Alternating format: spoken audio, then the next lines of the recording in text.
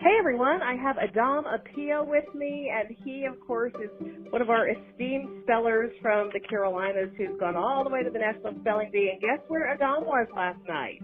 Adom, you were there for 8 people simultaneously being co-champions? Yes, ma'am, I was. It was incredible. Tell me about that from the perspective of having been up there right to the very end before yourself, and also the way this turned out for them. And then at the moment, what it was like. Well, this result was truly historic, and I was honored to be there in the presence of so many great spellers. When it came to the point where Dr. Bailey, the announcer, had to announce that if they finished the round of words, that they'd all be champions, the reaction from all my speller friends was surreal. All of us were so surprised and confused and shocked and so happy for our friends who were on stage. And it was just a great experience being there and kind of relating to the spellers on stage. Yeah, I can't even imagine. So was that the scene in the audience as well, where everyone's just looking at each other going, wait, what? Yeah, there was kind of disbelief in the audience. They didn't really believe what they heard. They didn't know if they misunderstood it.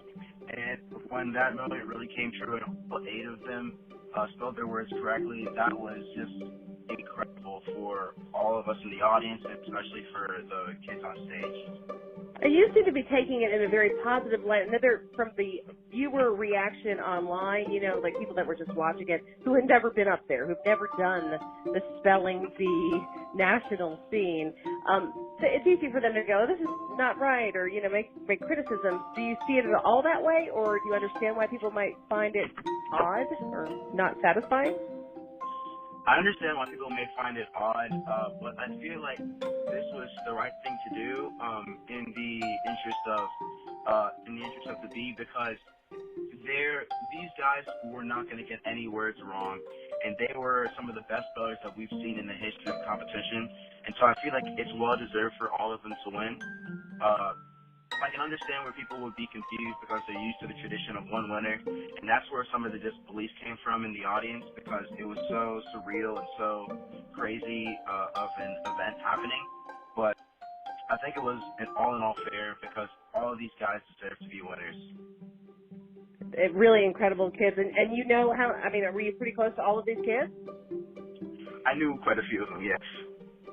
That's so neat. And so, what happens to the winner? The winner, I think your mom was filling me in on this, like they get incredible amounts of money and the trophy, and they have to do this for 8 people.